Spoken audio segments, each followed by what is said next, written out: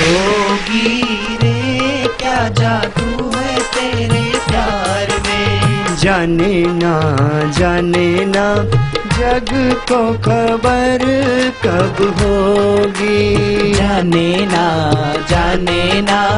जग को खबर कब होगी।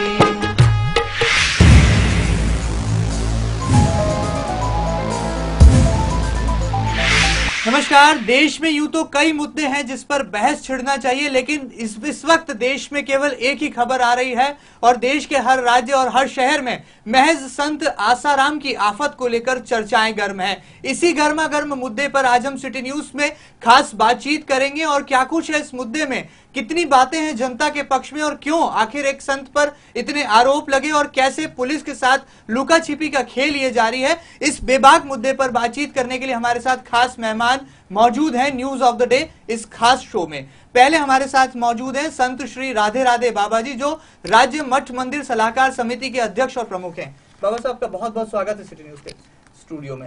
दूसरे मेहमान के तौर पर हमारे साथ मौजूद हैं जवाहर मंगवानी जी, जो भारतीय जनता पार्टी से पार्षद है और MIC मेंबर की भूमिका में है और खास तौर पर इस गर्मागर्म मुद्दे पर उनकी क्या प्रतिक्रिया ये हम उनसे जानने की कोशिश करेंगे। बहुत बहुत स्वागत है जवाहर जी।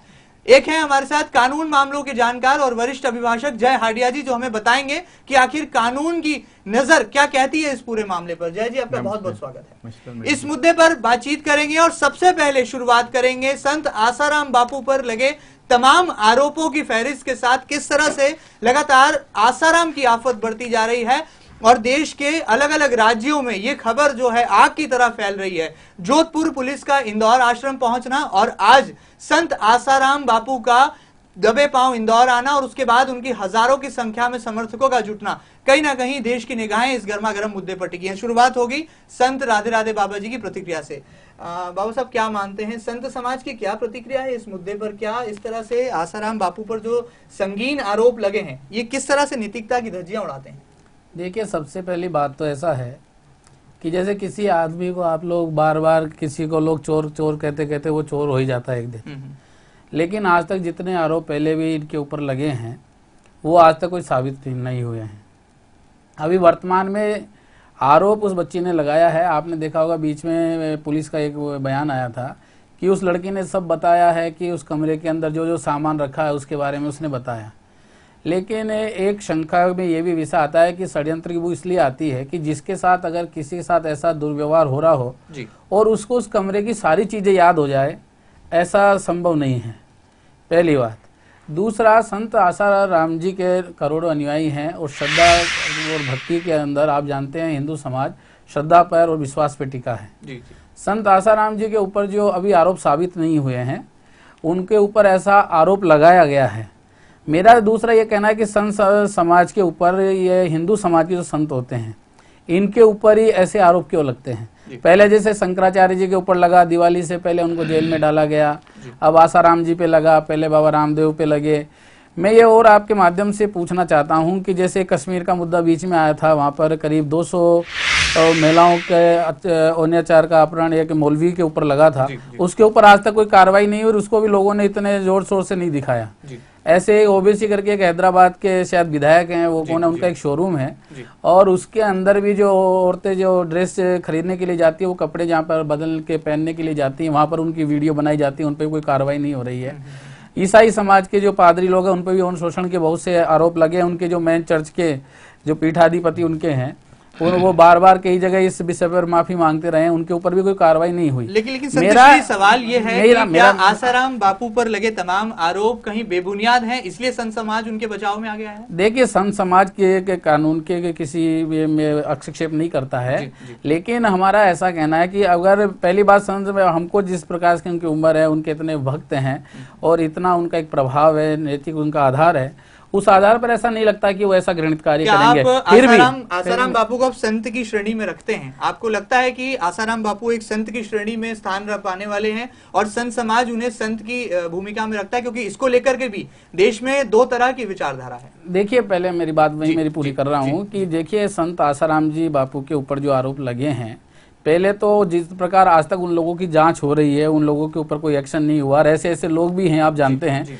कि जिनके ऊपर बिना जमानती वारंट के इतने केस है, 100 केस है, उनको आज तक आपने देखा होगा कि एक इमाम ने तो आपके पत्रकार बंधु को इतना अब्द शब्दों का व्यवहार किया था, मारने के लिए लोग तैयार हो गए थे लखनऊ में, और उनके ऊपर देशद्रोह के बड़े बड़े मामले लगे, उनको आज तक की गिरफ्तारी नहीं किया गया। मंदिर का वो मुद्दा था, मुझे उसमें कुछ हुआ ही नहीं। इसी प्रकार पर संत आसाराम जी बापू जो हैं, देखिए वो अपने भक्तों की नजर में तो वो एक संत हैं, भगवान हैं, और हमारे जो संत परंपरा का एक जो बायोलॉजी एक सिद्धांत है, उसमें वो एक भगवान के भक्त हैं।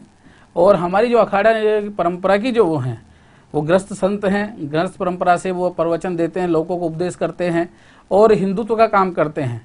इसलिए हिंदुत्व का काम करने के कारण हम लोग उनके साथ हैं। बाकी उनको हम लोग, हमारी जो संत एक अखाड़ों की परंपरा बनी है उस श्रेणी में वो नहीं है, लेकिन एक हिंदुत्व के लिए काम करने वाले एक अच्छे उद्योक्ता हैं और राष्ट्र की रक्षा के लिए अच्छा काम करने वाले। मेरा कहना यही है कि संत समाज हो चाहे से कोई भी, वो ये चाहता है कि इसकी निष्पक्ष जांच होनी चाहिए, इसी के अंदर किसी प्रकार की कोई राजनीतिक षड्यंत्र नहीं होना चाहिए।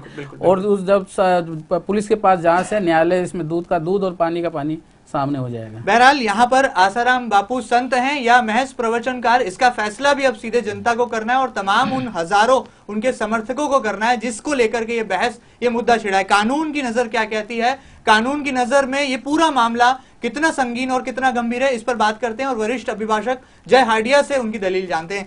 हाडिया जी, क्या मानते हैं, जिस तरह से ये पूरा मामला देश भर में चर्चाओं का विषय बना हुआ है, आपको लगता है कि जो पुलिस से लुका छिपी का खेल चल रहा है, 8 दिन हुए हैं और इस तरह से अलग अलग राज्यों में आसाराम बापू का जाना, उसके बाद मीडिया ट्रायल होना, मीडिया का फॉलोअप होना, ये इस तरह उसको किस तरह से देखते हैं, कानून क्या कहता है इस पूरे मामले? जो प्रथम दृष्टांत ये प्रकरण है वो दिल्ली में FIR दर्ज हुई 0 पॉइंट पे। उसमें बाबा के विरुद्ध पोसो के अंतर्गत धारा 3 और 4 और 7 और 8 के अंतर्गत केस बना हुआ है। इसके अलावा उन पे 354 और 376 धारा लगी गई है। इन धाराओं के अंतर्गत यदि अपराध फरियादी ने फरियाद करी है और बाबा पे एलिगेशन लगाया, बाबा पे एलिगेशन लगाने के बाद बाबा इसमें इन्वॉल्व हैं या नहीं है, या होंगे या नहीं होंगे, ये सब मटेरियल की बात आज की तारीख में नहीं है। FIR दर्ज हुई है, घटना उदयपुर की है, दिल्ली ने वो केस उदयपुर पुलिस को दे दिया, उदयपुर पुलिस बाबा को ढूंढ रही है, बाबा को हर कीमत पे गिरफ्तार होकर दूध का दूध पानी का पानी देना। जब तक बाबा खुद अपने आप को सिलेंडर करके इस मामले में जो भी धारा उन पे लगी, खुलासा जब भी होगा जब बाबा खुद जाएंगे। लेकिन बापू का तो कहना है कि वो अग्रिम जमानत नहीं लेंगे, उन्होंने मीडिया के सामने बेबाकी से अपनी बात रखी। अग्रिम जमानत इन धाराओं में इतना आसान नहीं है कि हो जाएगी, क्योंकि जितने भी हैं ये सब सेशन ट्रायल धाराएं, उसमें अग्रिम जमानत इतनी आसानी से नहीं होगी। और बेसिक ये कि नाबालिग के साथ ये घटना हुई, नाबालिग के साथ 2012 में पोसो एक्ट बना हुआ है, उसके अंतर्गत इतना आसान नहीं है कि किसी को इनके अंतर्गत धाराओं में जमानत मिल जाए। तो जोधपुर पुलिस का अगला कदम क्या हो सकता है? इंदौर में जोधपुर पुलिस मौजूद है, 100% बाबा, हजारों समर्थक जुटे हैं, क्या क्या कदम होना चाहिए कानून की नजर में, क्या कुछ है? बाबा को गिरफ्तार होके या बाबा को अपने आप को खुद को पुलिस के सामने सिलेंडर करके दूध का दूध पानी का पानी करेंगे, बाबा ईमानदार हैं या बाबा ने इस तरह के कोई कृत्य नहीं किया तो कोर्ट है, भारत IPC हिंदुस्तान का कानून है, संविधान के अंतर्गत बाबा को यदि उन्होंने कुछ इस तरह का काम नहीं करा तो छूटेंगे। वकील हैं हिंदुस्तान में, एक से एक लड़ेंगे बाबा के लिए। पर बाबा को प्रथम दृष्टांत बाबा को इसमें गिरफ्तारी देना पड़ेगी, जांच में सहयोग करना पड़ेगा, जांच में दूध का दूध पानी का पानी होगा। यदि बाबा भग रहे हैं तो पहली नजरों में यह आएगा कि बाबा ने ये कृत्य करा, क्योंकि करने वाला हमेशा भगता है, नहीं करने वाला सामने आता और उसकी लड़ाई लड़ता। बाबा को कानूनी लड़ाई लड़ना पड़ेगी, कानूनी लड़ाई लड़ना होगी। यहाँ पर संत आसाराम बापू को ऐसा कुछ कहना है कानून के जानकार और वकील जय हाडिया जी का। जवाहर मंगवानी जी भी हमारे साथ मेहमान के तौर पर मौजूद हैं, आप MIC मेंबर हैं। जवाहर जी, क्या मानते हैं, क्या लगता है वाकई में इस पूरे मामले को लेकर किस तरह की प्रतिक्रिया सामाजिक तौर पर भी देखने को मिल रही है और आपकी व्यक्तिगत राय क्या है इस पूरे मसले पर? पिछले 7-8 दिन से ये पूरा जो मामला सामने आया है जी। और इसमें जो भी हमें जानकारी है वो अखबारों के माध्यम से है और इलेक्ट्रॉनिक चैनल के माध्यम से हमें जानकारी मिली है। एक तरफ तो लाखों लोगों की आस्था के केंद्र संत आसाराम जी हैं और दूसरी तरफ एक बच्ची है नाबालिग। तो इन हम लोग तो खाली उसको देख ही रहे हैं और हमारे मन में काफ़ी झंझावत उठ रहे हैं इस सब को लेके कि एक तरफ संत है और एक तरफ मासूम बच्ची है, जिन मासूम बच्चों के साथ न्याय होना चाहिए वो भी हम सब के मन में है, परंतु एक तरफ लाखों लोगों के आस्था के केंद्र संत आशाराम जी है। अभी जैसा हमारे देश में होता है कि हमारे देश का कानून ये है कि 100 गुनाहगार छूट जाए पर एक निर्दोष को कुछ सजा नहीं होना चाहिए। और बड़े लोगों के साथ कई बार षड्यंत्र भी होता है, बड़े लोगों के साथ भी होता है, छोटे लोगों के साथ भी। अभी हमने इंदौर शहर में ही देखा कि हमारे कार्यकर्ता पे गलत आरोप लगाया था रूप तिवारी जी, और उन्होंने आत्महत्या कर ली थी। तो ऐसे किसी भी प्रकरण में कुछ भी कहना, हम आम नागरिक हैं और हमारे लिए कहना, ये सब कानून जानता है, भगवान जानता है वहाँ क्या हुआ। लेकिन षड्यंत्र का हिस्सा है कहीं ना कहीं। नहीं, ऐसा ये भी नहीं कहा जा सकता है कि ये कोई षड्यंत्र का हिस्सा हो, इसकी संभावना से इनकार नहीं किया जा सकता है कि ये षड्यंत्र भी हो सकता है। पर ये भी अगर बच्ची के साथ भी अगर कुछ गलत हुआ तो उसको भी न्याय मिलना चाहिए, और इस पूरे मामले में कानून अपना काम करेगा और कानून को अपना काम करना चाहिए, और हम सब लोगों को कानून पे विश्वास रखना चाहिए, ऐसा मेरा मानना है। बहरहाल ये है आज की बड़ी खबर, यह है न्यूज ऑफ द डे। जिस तरह से इस पूरे मसले को लेकर लगातार मीडिया ट्रायल हो रहा था, लगातार मीडिया फॉलो अप हो रहा था, और आज यानी कि इंदौर के खंडवा रोड स्थित आसाराम बापू के आश्रम में जो हजारों की संख्या में उनके भक्त और समर्थक वहां जुटे, उसके बाद लगातार जो देश भर में आश्रम द्वारा संचालित और गठित जो समितियां हैं, योग वेदांत समिति, हो तमाम 13 समितियों के प्रमुखों को बुलाया गया और एक बड़ा समागम करने की कोशिशें की गई। लेकिन पुलिस का यहां पर स्ट्रिक्ट एक्शन था, पुलिस का रवैया बड़ा कड़ा था कि कहीं ना कहीं बापू फिर एक बार एकांतवास में चले गए हैं। क्या लगता है इस पूरे मसले पर जनता की राय क्या है, इस पर भी बात करेंगे। लेकिन एक बार फिर लौटते हैं संत राधे राधे बाबा जी के पास और जानने की कोशिश करते हैं कि संत समाज आगे क्या रुख अपना रखने वाला है। बाबा साहब, आप क्या मानते हैं, लगातार आपने मठ और मंदिर सलाहकार समिति के अध्यक्ष बनने के बाद जिस तरह से अपनी प्राथमिकताएं गिनाई थी चर्चा में, लगता है आपको कहीं ना कहीं इस तरह की जो घटनाएं हैं वो धार्मिक भावना या कहा जाए आस्था पर भी कहीं ना कहीं गहरा आघात करती हैं, चोट करती हैं? देखिए, आघात तो इसलिए है कि बच्ची के साथ जो इतना घृणित कार्य नहीं होना चाहिए, लेकिन अभी ये जांच का विषय है। आसाराम जी बापू जैसे इतने बड़े अच्छे प्रवचनकार, अच्छे जिनके इतने करोड़ों अनुयायी हैं, वो ऐसा घृणित कार्य नहीं कर सकते हैं। लेकिन फिर भी उनके ऊपर आरोप लगा तो हम लोग भी ये चाहते हैं कि एक बार वो प्रेस मीडिया के सामने आए, कानून के सामने आए और वो फेस करे अपने आप को, जिससे दूध का दूध और पानी का पानी हो जाए। बिल्कुल, कहीं ना कहीं ये जो लुका छिपी का खेल है ये बंद होना चाहिए और पुलिस के सामने आसाराम बापू को पेश होना चाहिए ताकि कानून अपना काम कर सके और नाबालिग के साथ बलात्कार के आरोपों से घिरे संत आसाराम को यदि उन्होंने ऐसा कृत्य किया है तो सजा मिले, और नहीं तो संत समाज उन्हें पूरे ससम्मान और अदब के साथ उन्हें वापस उसी गद्दी पर, उसी पदवी और उसी ओहदे पर नवाजे। आगे बढ़ते हैं। जय भाई, क्या मानते हैं आप, वकालत की दुनिया में बड़ा अनुभव है, इस पूरे मसले पर कहां पर गलती हुई, कहां पर भूल हुई कि यह मुद्दा इतना बड़ा बनता चला गया और लगातार जिस तरह से 15 तारीख को उन पर पहला आरोप लगा, फिर 23 तारीख को मामला दर्ज हुआ और जो तमाम राजनीतिक बयानबाजी हुई उसको लेकर के भी क्या लगता है कहीं ना कहीं आसाराम बापू ने निर्णय लेने में देरी की, जिसकी वजह से ये मसला इतना बड़ा बनता चला गया? ये बात तो सच है कि आसाराम बापू पे जब भी जिस समय FIR दर्ज हुआ था, जिस तारीख को भी, उस तारीख को उसके बाद उनके द्वारा भी या उनके प्रवक्ताओं द्वारा भी अलग अलग चैनलों पे या अलग अलग जगहों पे या राजनेताओं द्वारा जो भी बयान दिया, ये राजनीतिक मुद्दा था नहीं, ये बाबा का और उस बच्ची के बीच का मामला था। यदि बच्ची ने माइनर थी और उसने FIR दर्ज कराई थी, बाबा को जाके जांच में सहयोग करना था। यदि वो पहले दिन ही जाके सहयोग कर देते तो शायद आज जो परिस्थितियां उत्पन्न हो रही देश में वो नहीं होती। और वो यदि सच्चे हैं, दूध के दूध और पानी का पानी होगा। भारत के संविधान पे यदि वो भारत में रह रहे हैं, भारत में उनके अन्यायी है, भारत में ही पैदा हुए तो पाकिस्तान में, अखंड भारत में पैदा हुए थे, पर आज भारत के निवासी हैं। भारत के निवासी होने के नाते उनको भारत के संविधान पे, भारत के कानून पे, भारत के कोर्ट पे, भारत के स्ट्रक्चर पे विश्वास करना चाहिए। जांच में सहयोग करें, वो सच होंगे तो 100% कोर्ट को उनसे क्या भले बुराई है, कोर्ट उनके ट्रायल चलेगी, वो सच होगा सच, गलत होगा गलत।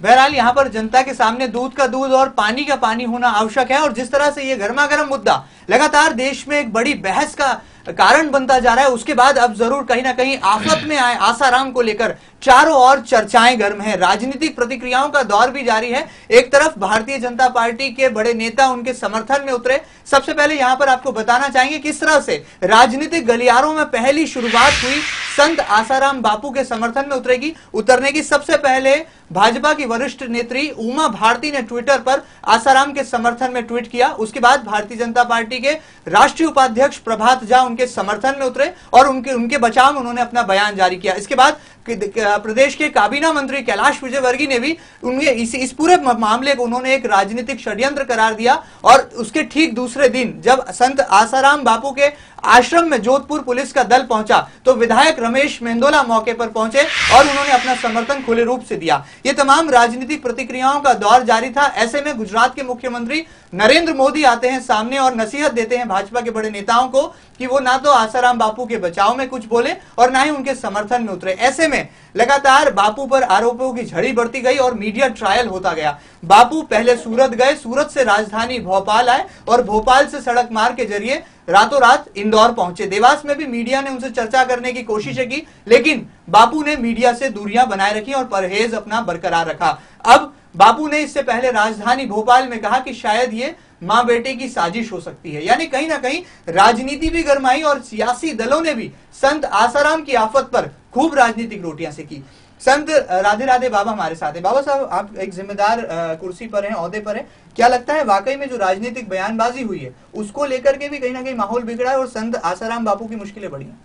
देखिए, ऐसा है, मैं तो किसी भी पार्टी के या राजनेताओं के बारे में कुछ नहीं बोलना चाहता। लेकिन मुझे षड्यंत्र की वो इसलिए लगती है कि आज तक जब भी जो इस प्रकार के आरोप प्रत्यारोप जो लगते हैं वो हिंदू संतों के ऊपर ही लगते हैं। मैंने आपको पहले पूर्व में भी कहा कि हिंदू संतों के ऊपर ही ऐसे आरोप क्यों लगते हैं। मुझे तो वो किसी पार्टी का नहीं, लेकिन ईसाई मिशनरियों का जिस तरीके से प्रादुर्भाव भारत के अंदर हो रहा है और ईसाई मिशनरियां जिस तरीके से अपने काम को यहाँ बढ़ा रही हैं, क्योंकि संत आसाराम जी ने बहुत से एकल विद्यालय वगैरह चलाए हैं, बहुत सा काम उन्होंने बहुत बड़ा लेकिन ये आरोप किया है। पर नई बात नहीं है, इसके पहले भी कई तरह के तमाम संगीन आरोप लगे हैं, लेकिन कोई साबित तो अभी तक हुए नहीं ना, जांच में विचाराधीन है सब।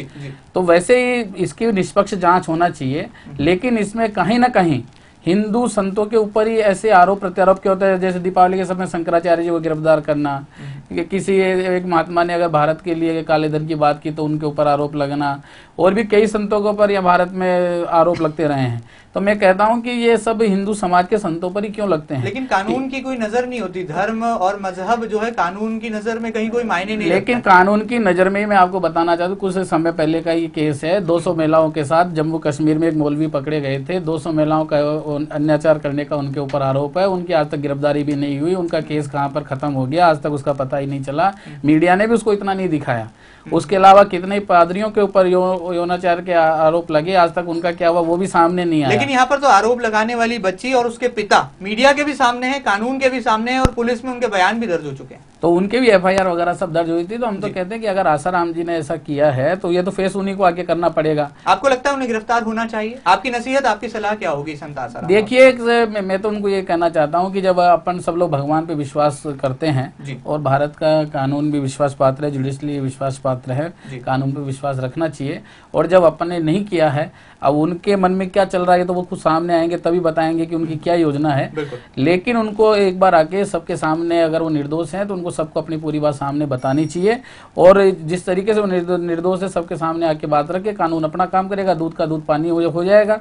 और वो अगर नहीं किए तो निष्कलंक वो वापस बाहर आ जाएंगे। बहरहाल यहाँ पर संत समाज भी सीधे तौर पर बापू को यही सलाह दे रहा है कि बापू को सामने आना होगा, मीडिया का न केवल सामना करना होगा बल्कि कानून की धाराओं के तहत जो मामला उन पर बना है उसको लेकर के भी उन्हें कदम बढ़ाने होंगे और पुलिस को जांच में सहयोग करना होगा। जवाहर मंगवानी जी भी हमारे साथ खास मेहमान के तौर पर मौजूद है। आप MIC सदस्य हैं, जिम्मेदार भूमिका में है। जवाहर जी, क्या मानते हैं? सामाजिक प्रतिक्रियाएं अपनी तरह के हैं, हजारों समर्थकों का आज इंदौर आश्रम में जमावड़ा लगना, क्या लगता है कहीं ना कहीं बापू बच रहे हैं या मीडिया से भी दूरियां बनाना, पुलिस से भागना, इसको क्या मानेंगे आप? नहीं, जैसा अभी पिछले दिनों का घटनाक्रम है जी, और मेरा ऐसा मानना है कि बापू ऐसा नहीं कर सकते हैं कि वो कानून का पालन नहीं करें।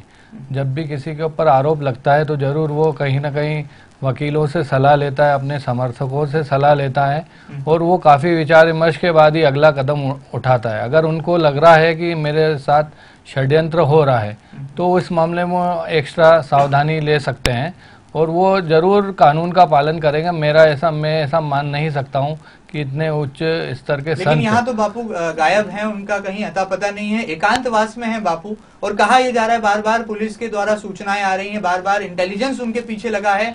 पुलिस यानी कि जोधपुर पुलिस का दल भी इंदौर पहुंच चुका, लेकिन बापू अभी तक सामने नहीं आए, हाथ नहीं लगे। नहीं, ऐसा ये हो सकता है कि कुछ विलम्ब से वो पेश हों, पर उनके जरूर इसके पीछे कुछ न कुछ सलाह का कहीं ना कहीं इस तरह की बहस का मुद्दा जो है ये और गर्माता जा रहा है। जिसके कहीं ना कहीं बड़ा देश का मुद्दा बनता है, जिसके ऊपर भी आरोप लगे हैं उसको अपने बचाव करने का पूरा अधिकार है और वो अपने हिसाब से पुलिस के समक्ष पेश होंगे। आपको लगता है कि बापू गिरफ्तार होना चाहिए? बापू खुद ही गिरफ्तार होंगे। मुझे ऐसा लगता है कि वो कानून का हिंदुस्तान में ऐसा कोई भी व्यक्ति नहीं, ये तो संत हैं, कोई अपराधी नहीं है, वो संत हैं और संत लोग कानून का पालन करेंगे। ऐसा मेरे को ऐसा कृत्य कैसे कर सकते हैं? नहीं, ये तो अभी आरोप है उनके ऊपर और उनको उनका पूरा बचाव करने का, उनके समर्थकों से राय लेने का, उनकी वकीलों से राय लेने का समय जो है मोहलत बहुत मिली उन्हें। बापू को जब पहली बार तामील किया गया, समन जारी हुआ, उसके बाद समय उन्हें बहुत मिला, लेकिन बापू सूरत चले गए, वहां से राजधानी भोपाल पहुंचे और अब इंदौर। वैसे इस मामले में उनके समर्थक या उनके जो विधि सलाहकार उनको जो सलाह दे रहे होंगे उसी हिसाब से चल रहे होंगे।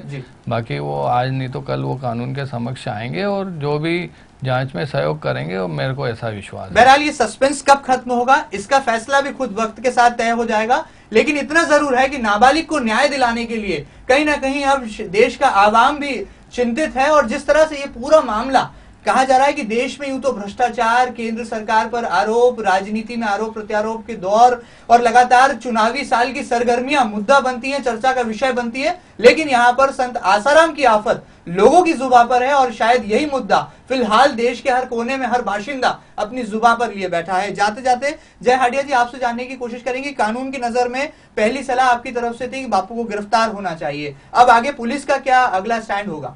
पुलिस ने उनको मोहलत दी थी 30 तारीख तक का, वो मोहलत खत्म हो गई। बापू भारत के संविधान से बड़े नहीं है। जो उनके विरुद्ध गिरफ्तारी वारंट है उस बिहाफ पे मध्य प्रदेश पुलिस, राजस्थान पुलिस दोनों मिलके उनको जहाँ पे भी वो हो, इंदौर में देवास, भोपाल हो, गुजरात हो, भारत के किसी भी कोने पे उनको गिरफ्तार करें और उनके जो भी फर्स्ट पहली बार में जो उनके बयान या जो परिस्थिति वहाँ की थी उदयपुर की, वो वहाँ जाके उनसे इन्वेस्टिगेशन करें। बाकायदा बापू को उनमें सहयोग करना चाहिए और पुलिस को किसी भी कीमत पे उनको गिरफ्तार करना चाहिए। इस देश में प्रधानमंत्री लेवल का आदमी भी जेल जा सकता है, तो बापू उससे बड़े नहीं है। बहरहाल बापू है आखिर कहाँ और ये बापू किस जगह पर, किस कोने में छुपे हैं, अब ये भी शोध का विषय बन गया है, क्योंकि मीडिया लगातार उनके पीछे है। साय की तरह बापू की हर मूवमेंट पर नजर है मीडिया की। पुलिस का दल भी इंदौर में है, मध्य प्रदेश पुलिस के साथ साथ राजस्थान पुलिस भी अपनी कार्रवाई के लिए इंदौर में मुस्तैदी दिखा रही है, लेकिन बापू हैं कि एकांतवास पर चले गए हैं और संत समाज की प्रतिक्रिया, कानून के जानकारों की राय फिलहाल जनता के सामने है। यही है न्यूज ऑफ द डे और इसी गर्मा गर्म मुद्दे पर लगातार ये बहस का दौर जारी रहेगा। फिलहाल यहाँ पर बारी एक छोटे से ब्रेक की, मिलते हैं फिर अंतराल के बाद और फिर नए मेहमानों के साथ जुड़ेंगे और इस बेबाक मुद्दे पर बेबाक राय जानने की कोशिश करेंगे। आप जुड़े रहिए सिटी न्यूज के साथ। रे क्या जादू है तेरे प्यार में, जाने ना जग को खबर कब होगी, जाने ना जग को खबर कब होगी।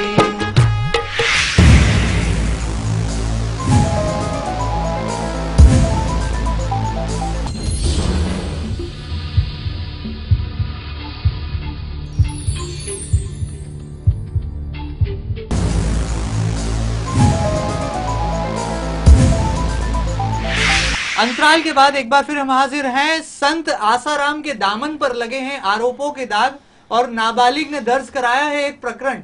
आरोप उन पर है बलात्कार करने का नाबालिग के साथ, और जिस तरह से संगीन आरोपों के बाद लगातार बापू का जो रवैया रहा है वो अब बना है देश में बहस का मुद्दा। एक बार फिर न्यूज ऑफ द डे के इस खास प्लेटफॉर्म पर हम हाजिर हैं। हमारे साथ पुराने मेहमान यानी कि संत राधे राधे बाबा जी भी मौजूद हैं। दो नए मेहमान हमारे साथ स्टूडियो में जुड़े हैं। पहले हैं प्रदेश के सह प्रवक्ता भारतीय जनता पार्टी से उमेश शर्मा जी, आपका बहुत बहुत स्वागत है। दूसरे हैं हमारे साथ प्रकाश पटेल साहब, जो कि हाई कोर्ट में जाने माने वकील हैं। इस बेबाक मुद्दे पर क्या है बेबाक राय और किस तरह से विशेषज्ञ इस मुद्दे पर अपनी तीखी प्रतिक्रिया दे रहे हैं, उस पर बातचीत करेंगे। और शुरुआत होगी यहाँ पर संत राधे राधे बाबा के वक्तव्य के साथ। आपको क्या लगता है बाबा साहब, जिस तरह से ये मुद्दा लगातार जो है चर्चाओं में है, सुर्खियों में है, क्या वाकई में संत के दामन पर ये आरोपों के जो दाग लगे हैं, इसकी सजा गिरफ्तारी के रूप में सामने आएगी? देखिए, वैसे तो संत के ऊपर इस तरीके का दाग लगना ही नहीं चाहिए जी। और हम लोग तो भगवान के उपासक हैं। जब हम लोग संत बन जाते हैं तो सत्य का सामना करना चाहिए जी। और हम तो यही कि संत आसाराम जी से प्रार्थना करेंगे कि जब आपका ये वक्तव्य आया था कि सांच को आँच नहीं, तो अपन तो भगवान के उपासक हैं। आपको आके सामने, मीडिया के सामने और प्रशासन के सामने आपको अपनी बात रखनी चाहिए। और जब आपके पास प्रूफ है कि आपने अगर ऐसा नहीं किया है तो आपको उस कानून के सामने संत समाज उनसे मिलने जाएगा, उन्हें ये राय उनके कान में कहीं ना कहीं फूकेगा, उन्हें इस बात को बार बार कहीं ना कहीं कहेगा कि वो इस तरह का कदम उठाएं? पहली बात तो अभी वो कहाँ पर इस बात का किसी को पता नहीं है, लेकिन आपके मीडिया के माध्यम से उनको पता चली जाएगा।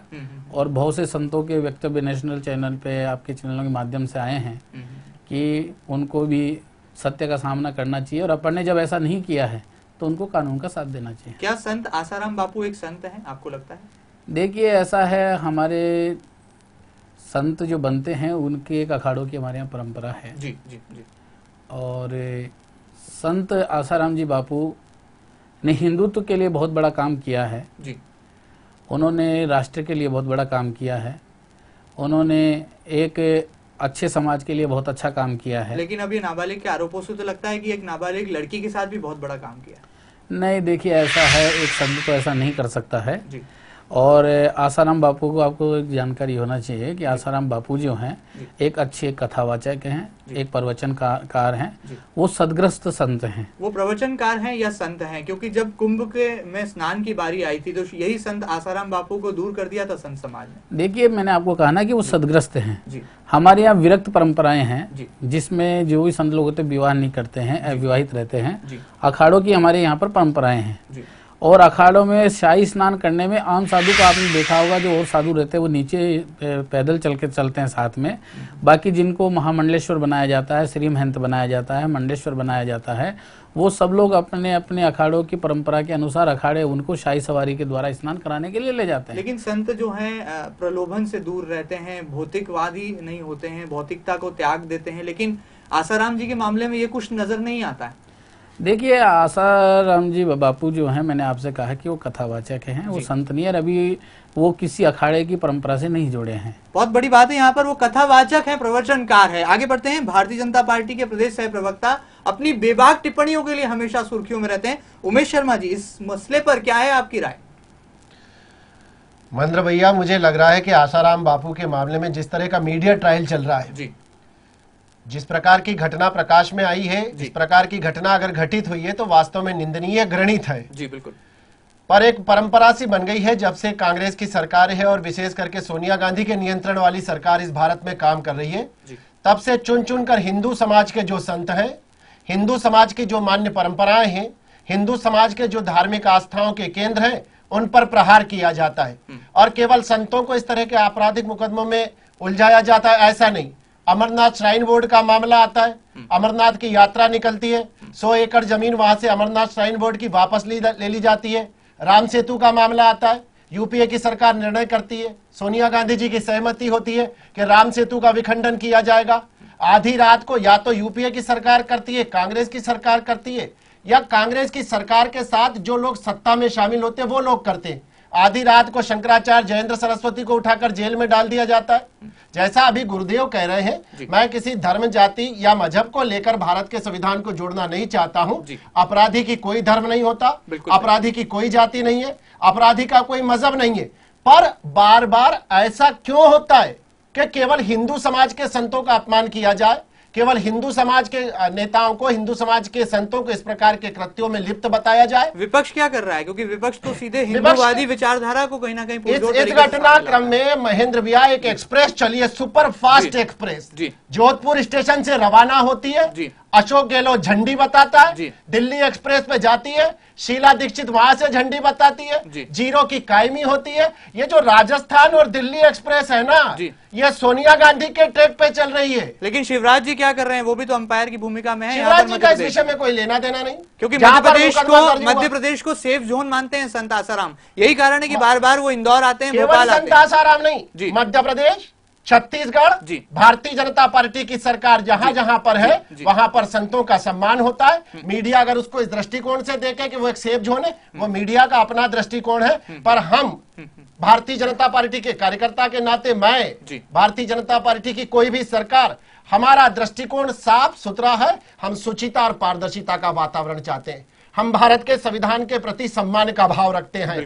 पर कोई सेलिब्रिटी है, कोई संत है, हम ये नहीं कह रहे कि जिस बच्ची ने आरोप लगाया उस आरोप की जांच नहीं होना चाहिए, जांच होना चाहिए, आरोप की जांच होना चाहिए।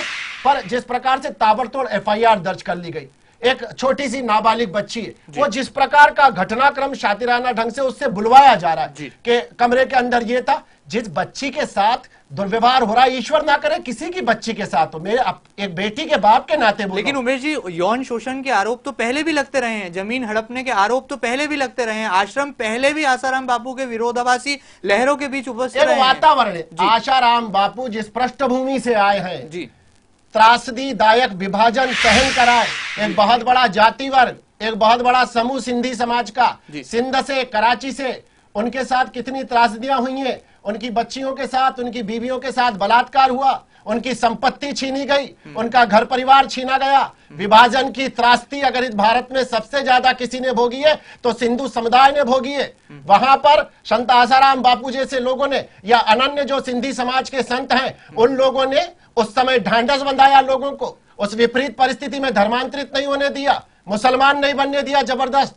और ऐसे समय में ऐसी जो पीढ़ी है, एक ऐसा समुदाय, एक ऐसा समूह जो पुरुषार्थी है, सिंधी समाज परिश्रमी समूह है, कमाने वाला समूह है, ईमानदार समूह है, वो वहां से चल के आया, त्रासदी भोग कर आया, और वहां से त्रासदी भोग कर आया, और यहां पर लाखों करोड़ों अनुयायी के एक संत के ऊपर मिथ्या आरोप लगाया जाए। आरोप की पड़ताल होने दो, आरोप लगा है, त्रासदी उन्होंने झेली, विपरीत परिस्थितियों का सामना किया, तो अब इन विपरीत परिस्थितियों से क्यों दूर भाग रहे हैं संत आसाराम? आएंगे, कोई भी व्यक्ति हो, चाहे संत आसाराम जी हो, चाहे संजय दत्त हो, चाहे सलमान खान हो, अगर किसी आपराधिक षड्यंत्र में सेलिब्रिटी फंसती है तो उसकी जो प्राथमिकता होती है महेंद्र जी, वो प्राथमिकता होती है उसकी प्रतिष्ठा की रक्षा करना। आसाराम बापू आश्रम में जीवन बिता सकते हैं तो जेल में भी बिता सकते हैं। हमारे सनातन धर्म में तो ईश्वरों का अवतरण जेल में हुआ। अभी हमने जन्माष्टमी देखी तो रोहिणी नक्षत्र में रात को 12 बजे कन्हैया पैदा हुआ, बुधवार को तो जेल में पैदा हुआ। तो जेल से, कारावास से, कारागृह से हिंदू समाज का संत घबराता या भागता, ऐसा नहीं है। संत आसाराम बापू को जो विलंब हो रहा है पेश होने में, उसके पीछे का कारण यह है कि उनकी एक मान प्रतिष्ठा है। उनके जेल से जाने से उनको कोई शारीरिक यातना भोगना पड़ेगी, इस डर से आसाराम बापू भागे भागे फिर रहे, ऐसा नहीं है। ये जो लाखों करोड़ों अनुयायी उनके हैं, उनके हृदय के अंदर जो आस्था, जो विश्वास, उनके प्रति श्रद्धा का भाव बना है, उस पर कहीं ना कहीं आघात हो रहा है। तो मुझे लग रहा है कि कानूनी सलाह का, मशवरे का, एक प्रक्रिया का दौर चल रहा है। वो आसाराम बापू मुझे लग रहा है कि बहुत जल्दी आपके सामने भी आएंगे, मीडिया के सामने भी आएंगे, आईपीसी का सामना भी करेंगे। इंडियन पीनल कोड ने जो धारा उन पे लगी है उसके बारे में वो अपना पक्ष रखेंगे। पर जब तक आरोप पुष्ट ना हो जाए तब तक उनको आरोपी कहना, जब तक उनके ऊपर ये मिथ्या दोषारोपण जो हुआ ये सिद्ध ना हो जाए तब तक उनकी अवमानना करना। मुझे लगता है कि 76-80 वर्ष का जरायु वृद्ध आदमी जिसका जीवन भगवत आचरण करते बीतता है, इस प्रकार का कृत्य करेगा, ऐसा। लेकिन आरोप का धुआं वहीं उठता है जहां कभी आग लगी हो। तो कहीं ना कहीं संत आसाराम के आश्रम को लेकर के आग लगी है, बिल्कुल महेंद्र भैया, आग लगी है सोनिया गांधी के जिगर में, आग लगी है राहुल गांधी के। लेकिन सोनिया गांधी और राहुल गांधी ने तो कभी कोई बयान नहीं दिया। बयान नहीं था। आसाराम बापू जी ने देश की परिस्थितियों को लेके अनेकों बार संकेत में यूपीए की सरकार को निशाना बनाया, मैडम को निशाना बनाया, राहुल भैया को निशाना बनाया। अब माँ बेटे का पेट दुखे ना दुखे, पर इनके जो नेले देले हैं ना, राजस्थान के बैठे मुख्यमंत्री खचर पचर होती है। अम्मा जी के बारे में कोई उंगली उठा दी जाए ना तो सारे मुंडों का मुंडा हिलने लग जाता है। ये आसाराम बापू के ऊपर जो करी गई है खिलाफत, मुझे लग रहा है कहीं ना कहीं कांग्रेस के जो मुख्यमंत्री हैं उन्होंने सोनिया गांधी जी के दरबार में अपना नंबर बढ़ाने के लिए एक संत को लांछित करा है। समय आने पर इस मिथ्या दोष से आसाराम बापू जी दोष मुक्त होंगे, ऐसा मेरा मानना है। अगर उस नाबालिग बालिका के साथ इस प्रकार का, आप विचार तो करो कि किस आयु का व्यक्ति, 76 और 80 वर्ष का, जिसका सुबह शाम सारी दिनचर्या ईश्वर का भजन करते जाए, वो क्या इतने विकार युक्त हो सकते हैं? मतलब जोगीरे क्या जादू है तेरे प्यार में। स्वाभाविक रूप से आस्था के केंद्र है और लाखों करोड़ों उनके अनुयायी है। मुझे लगता है कि इसमें बहुत जल्दबाजी हो रही है, मीडिया की तरफ से भी थोड़ा सा इसमें प्रतीक्षा करना चाहिए। लेकिन क्रिया की प्रतिक्रिया तो आएगी, मीडिया समाज का आईना है, वो उनकी करतूतों को, उनकी हरकतों को दिखाएगा। करना चाहिए, बिल्कुल मैं आपकी बात से सहमत हूँ। और जो मीडिया कर्मियों के साथ दुर्व्यवहार बापू के अनुयायी कर रहे हैं, मैं उनको भी कहना चाहता हूँ कि आप अपने जो आराध्य हैं, जो आपके संत श्री हैं, जिनको आप भगवान मानते हैं, आप उनके प्रति अपराध कर रहे हैं। मीडिया के कर्मियों के साथ जो दुर्व्यवहार किया जा रहा है, मैं उसकी भर्त्सना करता हूं और आसाराम बापुओं के अनुयायियों से मैं हाथ जोड़ के निवेदन करता हूं और शांति की अपील करता हूं। उनका आक्रोश स्वाभाविक है, उनका गुस्सा स्वाभाविक है। चलिए, आक्रोश और ये गुस्सा कहीं ना कहीं वाजिब है। भारतीय जनता पार्टी के प्रदेश सह प्रवक्ता उमेश शर्मा जी की नजरों में कानून क्या कहता है? पटेल साहब हाईकोर्ट के वकील हैं। पटेल साहब, आपकी नजर में इंडियन पीनल कोड की कौन सी धारा के तहत ये मामला दर्ज हुआ है और इन धाराओं के बाद अब क्या कुछ गुंजाइश बची है संत आसाराम बापू के सामने? देखिए, संत आसाराम बापू एक साधु है, हमारे साधु संत की श्रेणी में आते हैं, लोग बाग कहते हैं, परंतु देश का कानून सभी के समान है। साधु हो, सन्यासी हो या देश का नाता हो, राजनेता हो या आम आदमी हो, कानून सभी के लिए एक समान है। उनके खिलाफ इंडियन पिनल कोड की धारा 376 के तहत मुकदमा अपराध दर्ज हुआ है और इसके अलावा एक नया कानून आया है, पोशो लैंगिक अपराध से बालकों का संरक्षण, धारा 3 और 4, उनके तहत उनके मुकदमा दर्ज हुआ है। उस मुकदमे में ये दोनों अपराध धाराएं संगीन धाराएं हैं, जिनमें सेशन ट्रायल से इनका केस चलना चाहिए। सेशन ट्रायल चलती है और उसमें हर 15 दिन की तारीख पेशी लगती है। इसमें जो भी अपराध बना है वो गंभीर अपराध है। इस तहत उनको इस अपराध के तहत गिरफ्तार होना तय है, गिरफ्तारी उनकी तय है। और बापू को भी इस अपराध में, अगर उन्होंने कोई अपराध नहीं किया तो इस अपराध का उनको बिल्कुल अपराध के विरोध में लड़के बिल्कुल गिरफ्तारी तय कर गिरफ्तार होना चाहिए। और गिरफ्तार होने के बाद उनको ट्रायल फेस करना पड़ेगा। ट्रायल फेस करने के बाद ही जो भी निर्णय होगा, अगर अपराध बापू ने कोई अपराध नहीं किया तो वो इस अपराध से बाकायदा बाइज्जत बरी होंगे, और अपराध किया होगा तो देश का अपना कानून जो बोलना चाहिए, जो अपराध दंड अपनी धारा में है, दंडित है, वो दंडित स्वाभाविक होगा उनका। क्यों भयभीत हैं संत आसाराम बापू और क्यों बार बार मध्य प्रदेश का रुख करते हैं?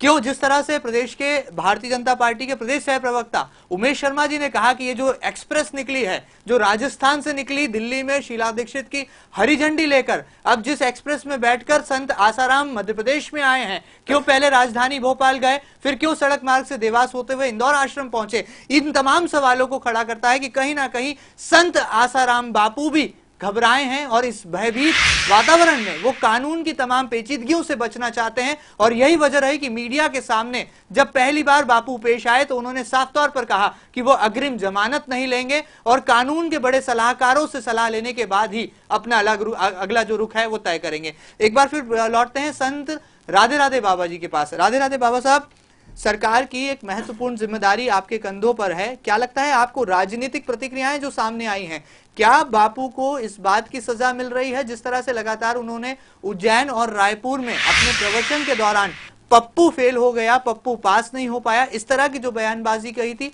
इस तरह की जो कहीं ना कहीं चुटकियां ली थी केंद्र सरकार के बड़े नेताओं पर, क्या उसकी सजा यहां पर बापू को मिली है? राजनीति कहीं कुछ छुपी आपको दिखाई दे रही है संत? देखिए, मैं तो किसी राजनीति के क्षेत्र में किसी के ऊपर टिप्पणी नहीं करना चाहता हूं, लेकिन कहीं ना कहीं इनके ऊपर षड्यंत्र की बू जरूर आ रही है। लेकिन षड्यंत्र तो राजनीतिक ही कहीं ना कहीं नहीं, राजनीतिक के अलावा ईसाई मिशनरियां भी यहाँ राजनीतिक क्षेत्र में बड़े दबाव में काम कर रही हैं और ईसाई मिशनरियों का इसमें बहुत बड़ा हाथ है।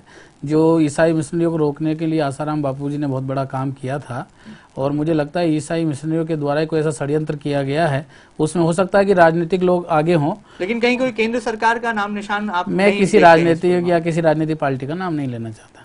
भारतीय जनता पार्टी के प्रदेश सह प्रवक्ता उमेश शर्मा जी की क्या राय है? क्या लगता है वाकई में केंद्र के निशाने पर है संत आसाराम? 100% केंद्र के निशाने पर है। 100% राहुल गांधी जी की नाराजगी का शिकार उनको होना पड़ रहा है। मैं नहीं मानता महेंद्र भैया कि इस आयु का कोई संत जो दिन रात भगवत भजन करता है जी इस प्रकार के कृत्य में वो शामिल हो सकते हैं। ये सारी की सारी जो पूरी घटनाक्रम जिस प्रकार से प्रकाश में आया है जी उस नाबालिग बालिका के साथ मैं बार बार दोहरा रहा हूँ, मैं भी एक बेटी का पिता हूँ, मेरा भी वो भय अपनी जगह कायम है। अगर उस बच्ची के साथ इस प्रकार का घटनाक्रम घटा तो केवल दुर्भाग्यपूर्ण है ऐसा नहीं है, घृणित है, निंदनीय है।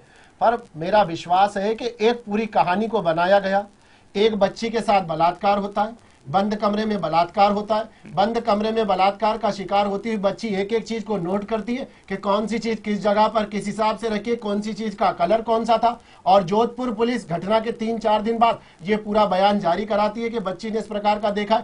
तो कहीं ना कहीं बहुत एक्सपर्ट लोग इसमें काम कर रहे हैं। आपने कहा राहुल गांधी की नाराजगी का शिकार हैं संत आसाराम, तो फिर क्या कारण है कि गुजरात के मुख्यमंत्री और आप ही की पार्टी में प्रधानमंत्री का चेहरा बन चुके नरेंद्र मोदी ने नसीहत दी कि संत आसाराम के समर्थन में ना कुछ बोले ना उनके बचाव में आगे आए? नरेंद्र मोदी जी का अपना जो वक्तव्य है वो मुझसे बहुत बड़े कद के नेता है, उनके बारे में रिएक्शन करना मेरा विषय नहीं है। पर मेरा ऐसा अपना मानना है कि भारतीय जनता पार्टी एक विचार आधारित राजनीतिक दल है और हमारा जो विचार है वह सांस्कृतिक राष्ट्रवाद का विचार है। और सांस्कृतिक राष्ट्रवाद की जब हम लोग बात करते हैं तब हमारे लिए हिंदू समाज का दर्शन, तब हमारे लिए हिंदू समाज का धर्म, तब हमारे लिए हमारी सारी मीमांसाओं का एक सम्मान का भाव होता है। नरेंद्र मोदी जी ने जो कहा है, नरेंद्र मोदी का वक्तव्य जो है वो देश के एक विराट कद के नेता का वक्तव्य है जो इस समय प्रधानमंत्री पद के उम्मीदवार हैं। उनका अपना दृष्टिकोण बहुत समग्र और बहुत व्यापक दृष्टिकोण है। वे भारत के संविधान का सम्मान करते हुए बात कर रहे हैं। उन्होंने आसाराम बापू जी के नाम का उल्लेख नहीं करा है, उन्होंने संत समाज का उल्लेख करा। उनका कहने का अभिप्राय है कि सार्वजनिक जीवन में एक शुचिता, एक पारदर्शिता, एक मर्यादा का पालन जो सार्वजनिक जीवन में है, चाहे संत हैं, चाहे राजनेता हो या अन्य लोग हैं, उनको करना चाहिए। लेकिन उनकी नसीहत का असर देखने को मिल रहा है। अगर हम बात करें तो सिटी न्यूज के संवाददाताओं ने कोशिश की भारतीय जनता पार्टी के बड़े नेताओं का मन टटोलने की, तो सभी विधायक और सभी बड़े नेता नो कमेंट्स कहते नजर आए। लेकिन आप हैं कि अब भी लगातार बचाव जारी है? नहीं, नो कमेंट्स कहने का जहां तक विषय है कि 30 सितंबर तक सारे लोग अपना विषय रख रहे थे, क्योंकि 30 सितंबर तक हमारे पास एक कानून की समय अवधि थी। तब हमें लगता था कि आसाराम बापूजी का पक्ष बहुत ताकत के साथ प्रतिपादित किया जाना चाहिए। पर चूंकि अब 30 सितंबर वाली अवधि जो उनको पेश होने की अवधि थी महेंद्र भैया, वो व्यतीत हो गई है। इसलिए हमारे नेताओं को लगता है कि ये अब जो मामला है जुडिशली का मामला पूरी तरह से बन गया, क्योंकि अब जो समय अवधि जुडिशली ने दी है या पुलिस ने दी है वो समय अवधि समाप्त हो गई है। जो एक आम अपराधी के साथ बर्ताव पुलिस का रहता है वैसा ही बर्ताव अब संत आसाराम बापू के साथ भी होना चाहिए। ये अपराधी शब्द पर ही मेरी आपत्ति है। आप बार बार संत आसाराम बापू को आरोपी अगर हम माने, एक आरोपी के साथ जो बर्ताव पुलिस का होता है, क्या वैसा ही उसको ऐसा कहा जा सकता है महेंद्र भैया कि जिस व्यक्ति के खिलाफ प्रकरण दर्ज किया गया दुर्भावना से है या वास्तविक है, वो जांच का विषय है ना। तो जिनके खिलाफ प्रकरण दर्ज किया गया मुझे लगता है कि उनको कानून का पालन करना चाहिए। समय अवधि व्यतीत हो गई है, मुझे लगता है कि उनके विधिक परामर्श का समय भी पर्याप्त उनको मिल गया है। उनको अगला जो भी निर्णय है वो भारत के संविधान के प्रति, आईपीसी के प्रति, इंडियन पीनल कोड के प्रति सम्मान की भावना रखते हुए अपना पक्ष रखने के लिए जाना चाहिए। और मुझे लगता है कि ईश्वर उनके साथ है, करोड़ों अनुयायी जो उनके हैं उनकी सबकी सद्भावना है उनके साथ है, और दूध का दूध और पानी का पानी होगा। और संत आसाराम बापूजी का जो उज्जवल और निर्मल भाव है वो जनता के सामने आएगा। इस समय मुझे लगता है कि उनको निर्णय करना चाहिए। ये तमाम सलाह है यहाँ पर संत आसाराम बापू के लिए, तमाम बेबाक टिप्पणियां हैं कि किस तरह से उन्हें कानून का पालन करना चाहिए और कानून की तमाम धाराओं के तहत जो उन पर आरोप लगे हैं, जो प्रकरण दर्ज हुआ है उनके खिलाफ, उसको लेकर अब उन्हें सामने आने की जरूरत है। यहां पर हमने नरेंद्र मोदी की नसीहत की बात की है, तो जरा उन विधायकों के श्रीमुख से भी जान लेते हैं कि संत आसाराम के मामले में आखिर उनकी क्या है टिप्पणियां और क्यों चुप हैं अब आखिर वो भारतीय जनता पार्टी के नेता जो पहले समर्थन में उतरे थे लेकिन अब बैकफुट पर नजर आ रहे हैं। सबसे पहले यहां पर देखेंगे क्या कहना है विधायक सुदर्शन गुप्ता का, उसके बाद देखेंगे क्या कहना है विधायक मालिनी गौड़ का, फिर देखेंगे भारतीय जनता पार्टी के नगर अध्यक्ष शंकर लालवानी क्या मानते हैं, और देखेंगे भारतीय जनता पार्टी के जिला अध्यक्ष रवि रावलिया की आखिर क्या है यहां पर बेबाक होगी रे क्या जादू है तेरे प्यार में, जाने ना जग को खबर कब होगी, जाने ना जग को खबर कब होगी।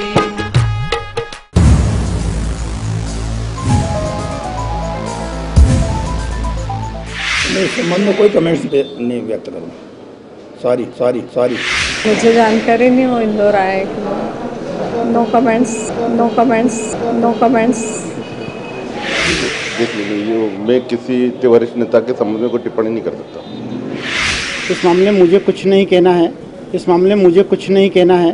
कुछ हमारे जो पार्टी के प्रवक्ता होंगे या जिन लोगों को बोलने के इसमें अधिकार दिए होंगे वो लोग आपसे चर्चा करेंगे। होगी रे क्या जादू है तेरे प्यार में, जाने ना जग को खबर कब होगी, जाने ना जग को खबर कब होगी।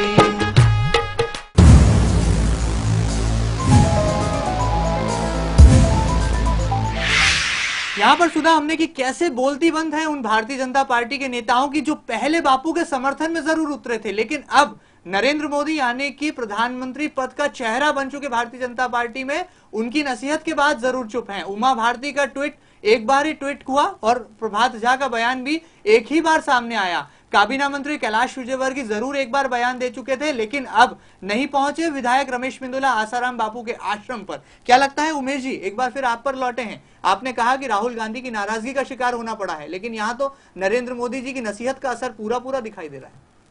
नरेंद्र मोदी जी का जो वक्तव्य, महेंद्र भैया, मैंने पहले भी आपको कहा कि नरेंद्र मोदी जी भारत के आम आवाम की आशा और अपेक्षा के केंद्र के रूप में उभरे हैं।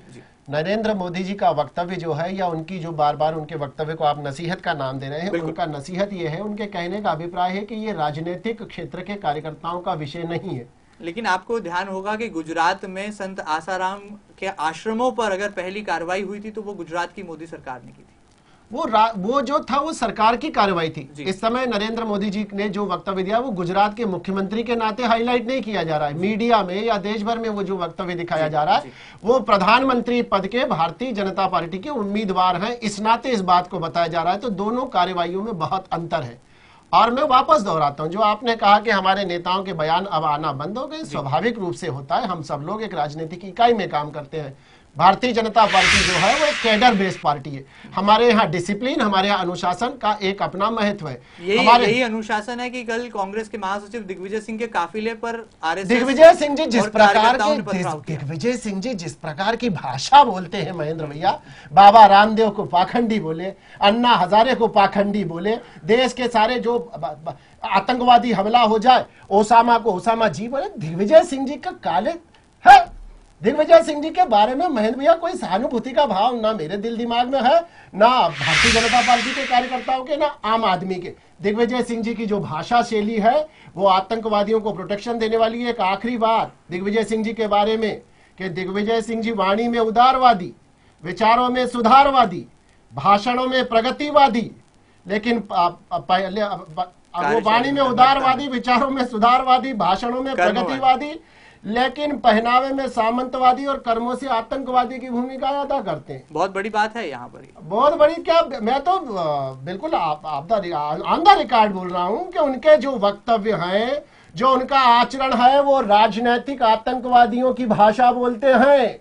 लेकिन वो तो कहते हैं कि मध्य प्रदेश की सरकार संरक्षण देने का काम कर रही है। उनके तमाम बड़े नेता जो हैं, हथियार किसने गिरवाए? पुरुलिया में हथियार कौन मुख्यमंत्री था जब पुरुलिया के अंदर AK-47 और ग्रेनेड मिले मियाओं के कुओं में? कौन था जो ATS चीफ हेमंत करकरे के मरने के बाद बोलता है कि इसके अंदर जो है ATS चीफ बोलता था कि आतंकवादियों से हमला खतरा नहीं है। लेकिन यही दिग्विजय सिंह मालेगांव ब्लास्ट मामले में भी बोले थे और वो तमाम आरोप कहीं ना कहीं जांच प्रक्रिया में साफ होते दिखाई दे रहे हैं। दिग्विजय सिंह जी जब भी मुंह खोलते हैं हिंदू विरोधी मानसिकता के साथ, हिंदू विरोधी भाषा के साथ, हिंदू विरोधी विचार शैली के साथ बोलते हैं। वो कांग्रेस की राजनीति में अस्तित्ववान ही इसलिए है कि उनका अपना पक्ष है।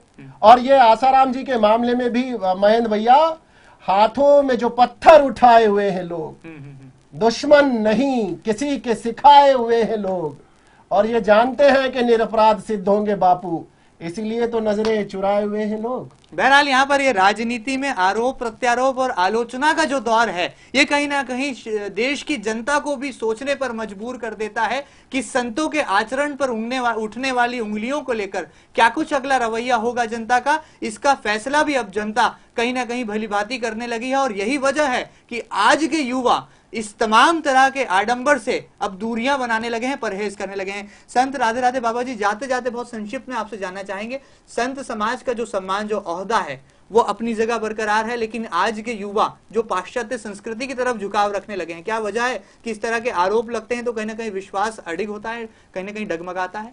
देखिए, भारतीय संस्कृति का एक बहुत बड़ा उच्च स्तर है और युवा लोग आज भी भारतीय संस्कृति का निर्वाह करते हैं। राम के देश में हम लोग रहते हैं और राम की संस्कृति को हम लोग अपने जीवन में उतारते हैं। प्रातःकाल उठे रघुनाथा, माता पिता गुरु नावई माता, ये हमारी संस्कृति है। और ये जो पाश्चात्य संस्कृति का कुछ जगह उसका प्रादुर्भाव हो रहा है, लेकिन भारतीय संस्कृति इतनी विशाल है कि आने वाले समय में यहाँ पर पाश्चात्य संस्कृति का नामो निशान नहीं रहेगा। और दिग्विजय सिंह जी की जैसे भी बात चल रही थी, मैं उसमें बताना चाहता हूँ आपको कि जब ये दिग्विजय सिंह खुद ही यहाँ मध्य प्रदेश के मुख्यमंत्री थे तो इन्हीं आसाराम जी के बापू के यहाँ पे दंडोत प्रणाम करने के लिए जाया करते थे, तब तो उनको वो संत दिखते थे। अब आज वो चाहे से कुछ भी बोले। इसलिए किसी भी राजनेता को या कोई भी हो, संतों के प्रति सम्मान की भावना के साथ में अपनी संयमित वाणी का विचार रखना चाहिए, संयमित वाणी बोलना चाहिए। फर्क नहीं पड़ता आज की युवा पीढ़ी को, आप ऐसा मानते हैं? देखिए, युवा पीढ़ी बहुत समझदार है और वो विचार करने के लिए भगवान ने उनको मस्तिष्क दिया है। क्या सत्य है, क्या ये उसका अच्छा बुरे का विचार वो कर सकती है। और भारतीय संस्कृति पे जो पाश्चात्य संस्कृति हावी होने की कोशिश कर रही है वो कभी नहीं होगी। भारतीय संस्कृति, राम की संस्कृति है, वही जीवित रहेगी। बहरहाल यहाँ पर जाते जाते आखिर में कानून की नजर में क्या कुछ है? अभिभाषक पटेल साहब, क्या मानते हैं आप, क्या अगला कदम होगा कानून का? पुलिस की अब कार्रवाई क्या होना चाहिए? क्या एक जिस तरह से एक आम आरोपी के साथ जो पुलिस का बर्ताव होता है, जो पुलिस का एक्शन होता है, वैसा ही कुछ होगा यहाँ पर? नहीं, बापू के साथ वैसा व्यवहार तो नहीं होगा, पर बाकी जहां भी होगा बापू को पुलिस को बापू को स्वयं आके पुलिस के सामने सरेंडर करना चाहिए और अपने देश के कानून का पालन करना चाहिए और ट्रायल फेस करना चाहिए। क्योंकि बापू ने ऐसा कोई कृत्य नहीं किया है तो उनके साथ कुछ भी कार्रवाई नहीं होगा, ना ही उन्हें दंडित किया जाएगा, ना कुछ नहीं किया जाएगा। पर बापू को आके सरेंडर करना चाहिए, मेरा तो इतना ही कहना है बापू से। उमेश जी, जाते जाते आपकी कोई राय होगी यहाँ पर, आपकी कोई प्रतिक्रिया होगी इस पूरे मसले पर चर्चा के बाद? मुझे लगता है कि इस समय की प्रतीक्षा करना चाहिए। बादल बहुत घना है और अंधेरा भी बहुत घना है। अंधेरा भी छटेगा, बादल भी हटेगा, पर मैं तो यही निवेदन करना चाहता हूं कि ये मामले का जल्द से जल्द पटाक्षेप हो जाए। परमपिता परमेश्वर से प्रार्थना है कि बापू स्वयं पेश हो, अपना पक्ष रखें। ईश्वर उनके साथ है, करोड़ों अनुयायियों की सद्भावना उनके साथ है। बच्ची के पक्ष को भी निष्पक्षता के साथ सुना जाए और बापू की बात को भी निष्पक्षता के साथ सुना जाए। हमें भारत के संविधान में सम्मान का भाव है। मुझे लगता है कि निष्पक्ष कार्रवाई होगी तो दूध का दूध और पानी का पानी होगा। नीर क्षीर विवेक यह पूरा समाज मांग रहा है। बहुत बहुत शुक्रिया आप खास मेहमानों का इस बेबाक मुद्दे पर बेबाक टिप्पणियों के लिए। जोगी रे क्या जादू है तेरे प्यार में, ये वो अल्फाज है, ये वो बोल हैं जिसके जरिए संत आसाराम प्रवचन में लाखों लाख हजारों श्रद्धालुओं के समक्ष एक समा बांध देते हैं। और पर्व चाहे राखी का हो या कृष्ण जन्माष्टमी का, संत आसाराम बापू को वो कला आती है कि किस तरह से प्रवचन के दौरान वो लगातार एक भाव उत्पन्न कर देते हैं और आस्था और श्रद्धा का जो वातावरण है वो आसाराम के आश्रम में पनपने लगता है। लेकिन इन आरोपों ने अब कहीं ना कहीं उनके दामन को भी बेदाग करने की कोशिशें की हैं और लगातार विवादों में रहने के बाद अब संत आसाराम के आश्रम इस तरह के कृत्य के चलते फिर एक बार फिर सुर्खियों में हैं और आरोपों की वजह बने हैं। बहरहाल जोधपुर पुलिस ने जो मामला दर्ज किया है और जो पड़ताल फिलहाल जारी है उस पर देश की निगाहें भी टिकी हैं और लगातार मीडिया का फॉलोअप भी संत आसाराम के पीछे उनके साय के साथ साथ मौजूद है। उम्मीद है कि कानून अपना काम करेगा और संत आसाराम यदि निर्दोष हैं तो उन्हें उनके इस तमाम आरोपों की कहीं ना कहीं उनके जो तमाम समर्थक हैं वो उन्हें उस सम्मान के साथ दोबारा नवाजेंगे। तमाम खास मेहमानों का हम शुक्रिया अदा करते हैं। हमारे साथ थे संत राधे राधे बाबा जी, आपका बहुत बहुत धन्यवाद, आप हाजिर हुए। उमेश शर्मा जी को जो भारतीय जनता पार्टी में अपनी बेबाक राय के लिए जाने जाते हैं और पटेल साहब जो कि हाईकोर्ट में जाने माने वकील है। सिटी न्यूज पर खबरों का सिलसिला लगातार जारी रहेगा। यही था आज का गर्मा गर्म न्यूज ऑफ द डे और इस बेबाक मुद्दे पर लगातार सिटी न्यूज की पैनी निगाहें टिकी रहेंगी। आप जुटे रहिए सिटी न्यूज के साथ। नमस्कार। जोगी रे क्या जादू है तेरे प्यार में, जाने ना जग को खबर कब होगी, जाने ना जग को खबर कब होगी।